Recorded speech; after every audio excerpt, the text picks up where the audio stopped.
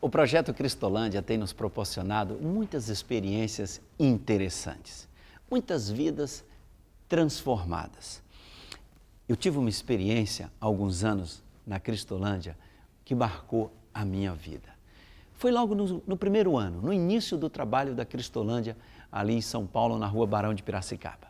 Eu fui pregar na Missão Cristolândia no culto das 9 da manhã, numa terça-feira. Estava garoando, chovendo aqui em São Paulo e muito frio, muito frio.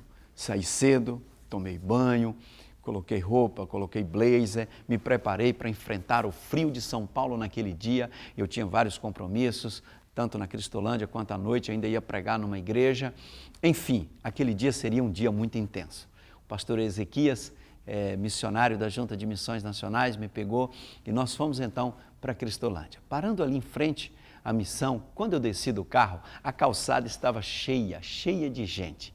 Gente caída pelo chão, gente deitada, enrolada naqueles cobertores sujos, aquelas pessoas usuárias de crack, uma coisa assim, uma cena horrível, muito triste, lamentável. E eu, para conseguir entrar na missão, fui me desviando das pessoas, finalmente consegui chegar dentro do prédio. Mas lá dentro estava pior ainda, estava lotado de gente, lotado de pessoas da Cracolândia, mais de 200 pessoas, impressionante.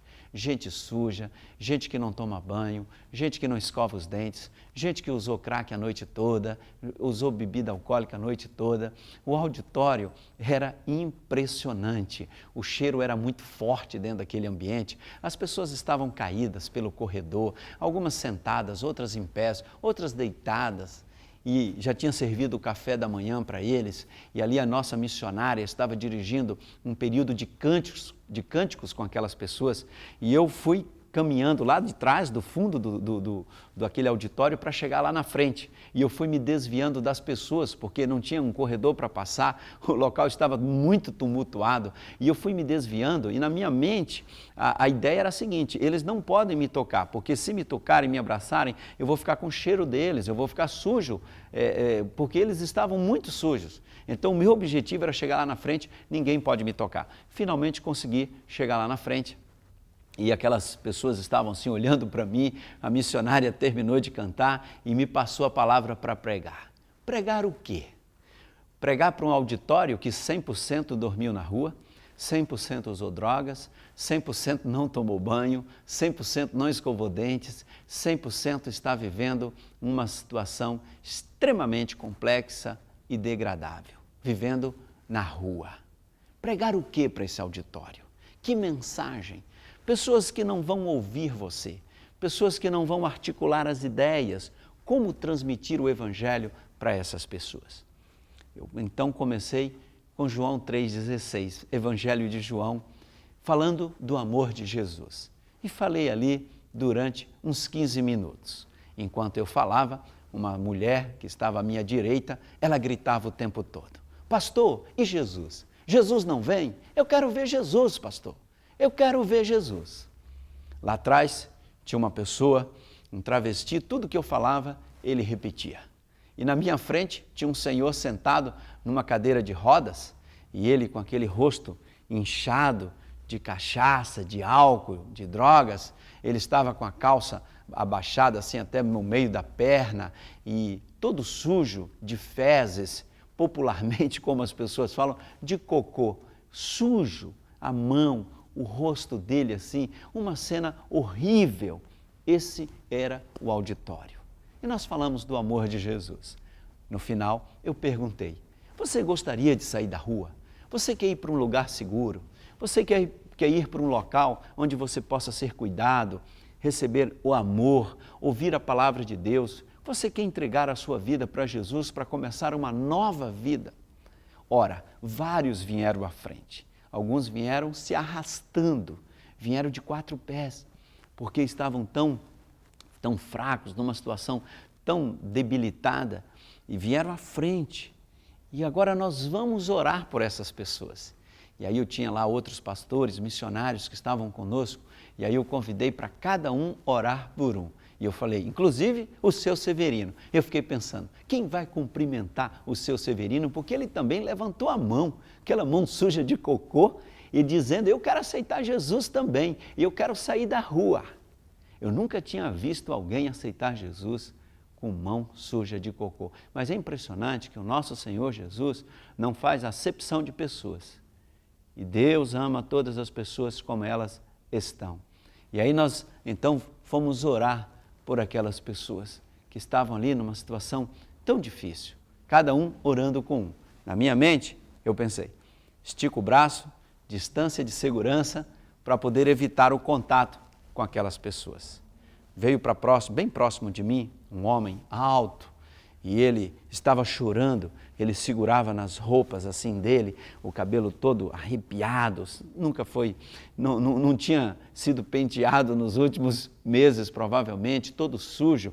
Ele chorava e as lágrimas misturavam com aquele pó preto de asfalto, ele babava, aquele olho vermelho, do nariz escorria aquela secreção amarela, popularmente chamada de catarro. Aquele homem estava horrível, horrível. Aquela cena era horrível e ele chorava muito e segurava nas roupas assim. E ele veio bem para pertinho de mim. E aí eu estiquei o braço e falei, só um pouquinho, eu vou orar por você. E eu estava orientando as pessoas ali para orar umas com as outras. Quando eu me virei para orientar um dos pastores, para orar por alguém, quando eu retornei para a minha posição, eu senti a respiração daquele homem aqui em mim. E ele me abraçou. Ele mais alto do que eu, aquele nariz de catarro dele encaixou bem aqui em mim, e escorregou assim, e ele me abraçou, e ele chorava, e ele dizia assim, ô pastor, me leva com você, eu vou morrer nas ruas, eu não tenho mais esperança, eu não sou um bandido, eu sou um baiano, lá de Jequié, tenho uma esposa e 3 filhos, vim trabalhar em São Paulo, entrei nas drogas, arrumei algumas amizades que me levaram para as drogas e eu tenho 2 anos que estou morando aqui na Cracolândia, pastor. Ô pastor, você é minha esperança, me leva com você. Eu comecei a chorar com ele ali, nos abraçamos, nos ajoelhamos, ele disse para mim assim, olha, eu vim para São Paulo trabalhar, mas eu disse para minha esposa que eu ia voltar para buscá-la, ela está me esperando há mais de 2 anos, e eu falei para o meu filhinho, por menorzinho, que papai um dia ia voltar, ia levar um carrinho para ele. Ô pastor, a minha família está me esperando. Ô pastor, eu vou morrer nas ruas. Outro dia eu apanhei da polícia, pastor, fiquei com vergonha da minha família. Ô pastor, me leva com você, você é a minha esperança. Me ajoelhei com aquele homem, nós oramos, nós choramos juntos. E como Deus falou comigo, olha, eu também sou baiano, tenho uma esposa, tenho 3 filhos, não sou melhor nem pior do que ele. E aquele homem veio para São Paulo para poder buscar uma nova vida, para ajudar sua família.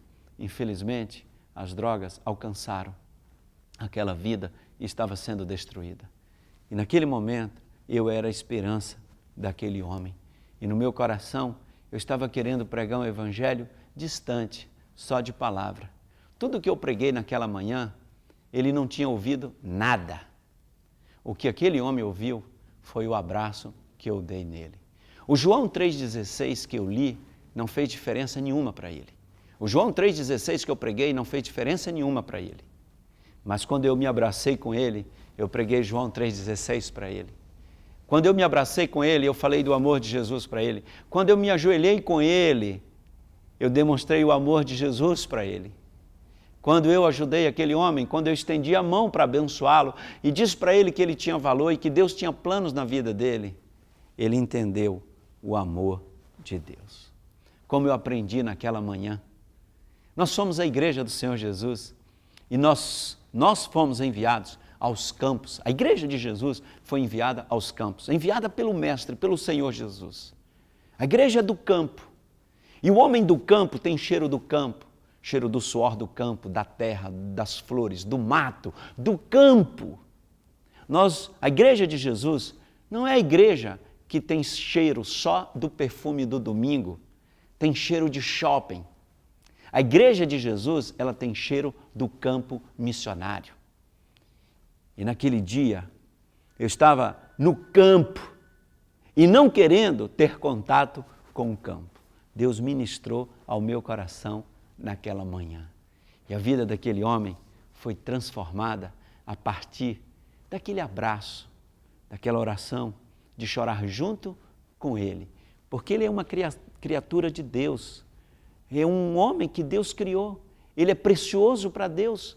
Todo ser humano tem valor, não importa como esteja vivendo. Deus morreu, enviou seu Filho para morrer por todos. Deus amou todos e Deus tem um propósito na vida de todas as pessoas. E se as pessoas se converterem, se voltarem para Deus, elas vão experimentar o amor de Deus e terão vida eterna em Cristo Jesus. Naquele dia, nós tiramos várias pessoas das ruas. Foi impressionante. Várias pessoas. O tempo passou e quase 2 anos depois, eu fui pregar na primeira igreja batista de Curitiba, lá no Paraná. O coral da Cristolândia foi cantar num congresso da juventude daquela igreja. E eu cheguei lá no domingo à tarde para pregar no encerramento, no domingo à noite. E antes de pregar, o coral tinha cantado. E eu me dirigi ao coral, parabenizando pela música que eles tinham acabado de cantar. Um homem alto levantou a mão no meio daqueles coristas, com um papel na mão, e veio na minha direção e perguntou para mim: o senhor lembra de mim? Eu disse: não lembro, são tantos. Aí ele disse assim: eu sou aquele homem que um dia o senhor me abraçou, que estava todo sujo. Jesus transformou a minha vida. Eu escrevi uma poesia e eu queria entregar para o senhor. E a poesia começava mais ou menos assim: eu estava morrendo nas ruas de São Paulo, mas Jesus me encontrou e transformou a minha vida.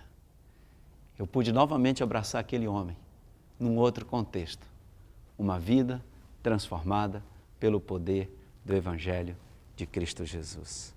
Eu e você somos a igreja do Senhor Jesus. E o Evangelho é o poder de Deus que transforma e restaura.